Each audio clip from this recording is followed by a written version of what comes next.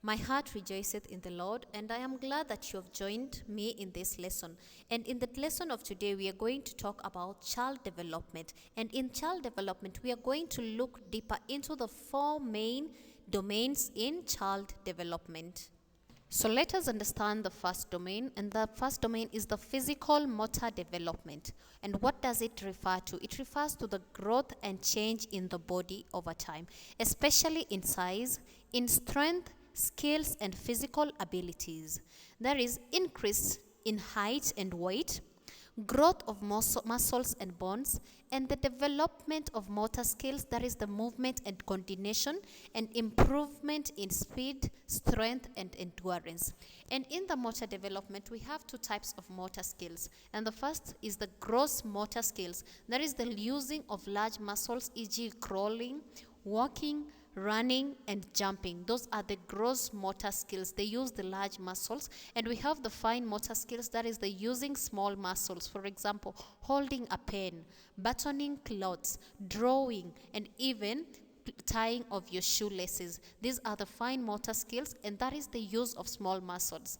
To conclude about the physical motor development, proper nutrition and exercise support healthy physical development. So it is very crucial for parents, for teachers, for learners to understand all about this physical and motor development in order for us to have children who have healthy development. Then we have the cognitive intellectual development. That is the second domain. And the cognitive development, it is the growth of the brain's ability to think, to learn, understand, remember, and to solve problems. In simple terms, we can say cognitive development is how you think, your thinking skills develop over time.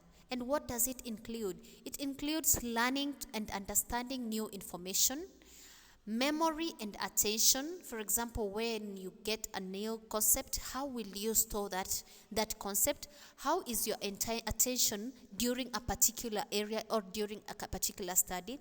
Problem solving and decision making. How do you solve problems? How do you make decisions? This is all that deals with the cognitive development. And the language development, how a child begins to speak and understand words. And finally, reasoning and critical thinking. For example, a child learning to count and read, or a student figuring how to solve a math problem. That deals with the cognitive domain. Or another example, if a person improving decision-making skills as they grow. Cognitive development, it helps children understand the world around them.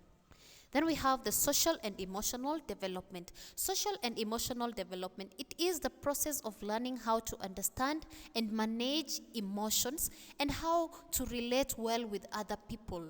In simple meaning, social development is how you react with other people, and emotional development is how you understand and control your feelings.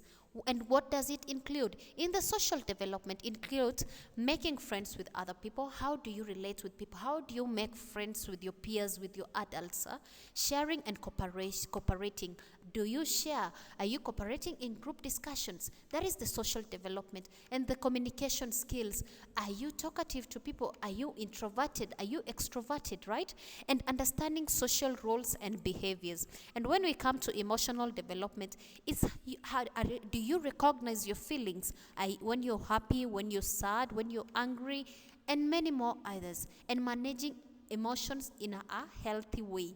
For example, when you're sad, how do you manage these emotions? When you're happy, and also in the emotional development, how it helps in building your self-confidence and also developing empathy, understanding other feelings, other people's feelings, not your own. Like, you have to understand other people's. For example, when a child is learning to share toys with others, there is a social development. And when a teenager is learning to control anger during a conflict, there is emotional development. And when we combine both of them, comforting a friend who is sad, there is both social and emotional. Social and emotional development, it helps people build healthy relationships and manage their feelings effectively. Then we have the moral, ethical development.